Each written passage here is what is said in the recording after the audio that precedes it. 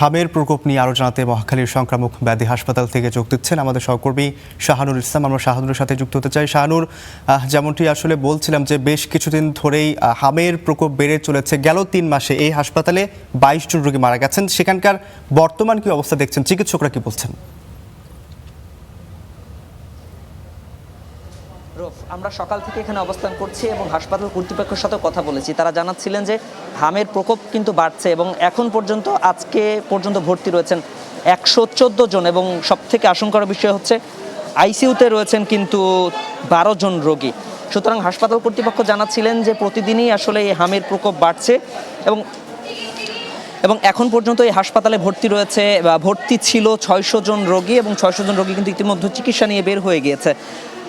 আমরা জানতে পেরেছি যে মহাখালী সংক্রামক ব্যাধি হাসপাতাল ১০০ শয্যা বিশিষ্ট এবং সেই হাসপাতালে আজকে এবং এখন পর্যন্ত ১১৪ জন রোগী ভর্তি রয়েছে, আইসিইউতে রয়েছে ১২ জন এবং সব মিলে ডাক্তাররা জানাচ্ছিলেন যে এই যে হামের যে রোগীগুলা প্রতিনিয়ত বাড়ছে এবং শঙ্কা করছেন যে সামনে আরও বাড়তে পারে।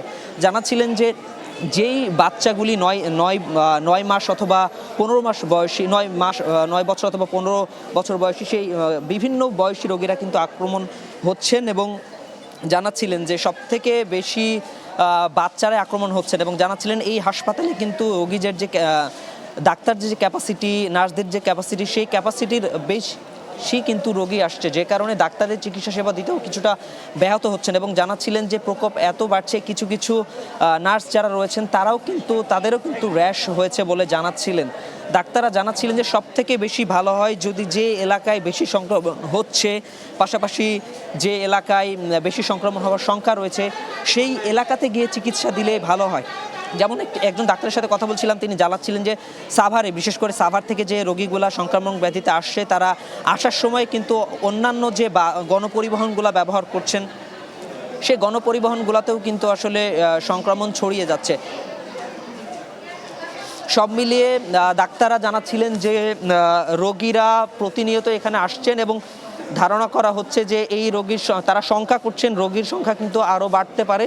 তারা যেই রোগীগুলো আক্রান্ত হচ্ছেন তাদেরকে জানাচ্ছিলেন সব থেকে ভালো হয় বাসাতেই তাদের রোগের চিকিৎসা করা এবং বেশি আক্রান্ত হলে তারপরে হাসপাতালে আসারও।